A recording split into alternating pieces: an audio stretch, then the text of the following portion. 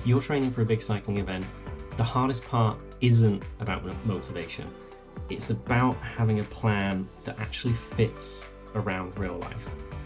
In this video, I am going to walk you through my training plan for Chase the Sun 2026, how I'm structuring my weeks, why most of my training happens on Zwift, and how I'm building towards a 200-mile day, hopefully without burning out. Chase the Sun is a very specific challenge. It's not about riding as hard as possible for an hour, it's about riding all day, from sunrise to sunset, managing effort, nutrition, and mindset for around 200 miles. So the goal of this training isn't peak power or flashy numbers, it is durable endurance. Being able to keep riding when you're tired, when things hurt, and when your brain tells you to stop. The way I'm approaching this is pretty simple. Consistency matters more than perfection. I would rather train steadily for 6 months than smash a few big weeks and then burn out or get injured. So most of my riding will be controlled, sustainable. There's going to be a lot of endurance, some structured intensity, and enough recovery to stay healthy.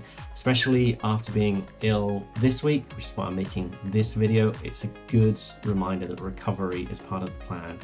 It's not failure because of it. In a typical week, most of my training happens indoors on Zwift. During the week, I'll usually do 2 structured sessions, things like sweet spot or threshold work, then 1 easier endurance rides or social rides, usually at the weekends.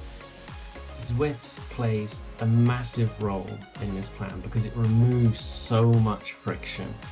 The weather doesn't matter, daylight doesn't matter in the winter months. I can be riding within 5 minutes basically.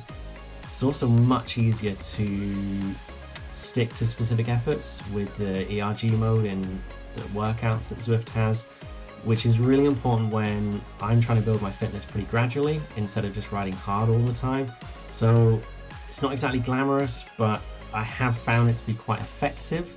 And as I've said, consistency at the end of the day is what is going to get me to the start line and to the finish line. Alongside Zwifts, I'm using a series of sportives as key checkpoints in my training.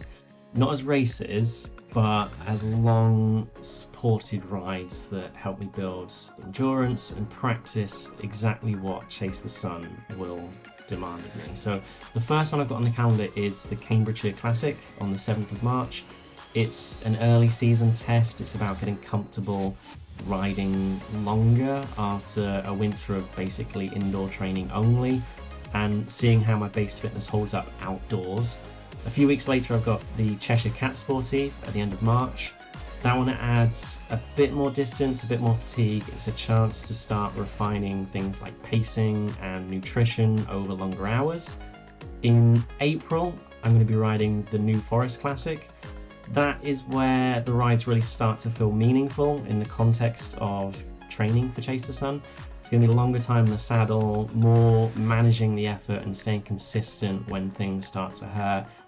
Then in May, the volume ramps up again with the Tour de Manche.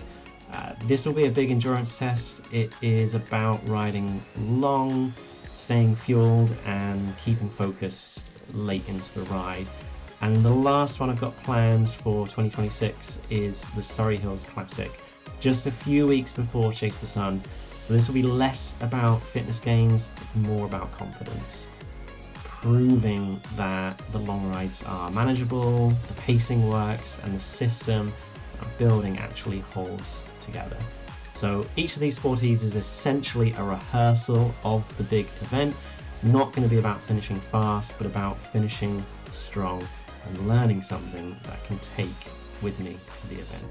To keep things grounded, I'm tracking a few very simple metrics: weekly training hours, longest ride, and general fitness trends over time. I'm not obsessing over the numbers day to day. The goal is steady progress across months.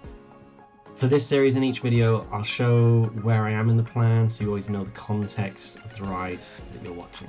Weeks like this one are a good reminder that setbacks happen. Getting ill, missing rides, it's part of long-term training. One quiet week doesn't undo months of work, and pushing through illness usually causes more problems than it solves. So the plan isn't really about never missing a session. It's about adapting, staying patient, and keeping the bigger picture in mind. Join me next week where I try my first proper Zwift race. It was uncomfortable, but it was a lot of fun with a surprising result. If you're training for something big or just want to see how far I'll go, leave a comment, hit subscribe, and let's chase the sun together.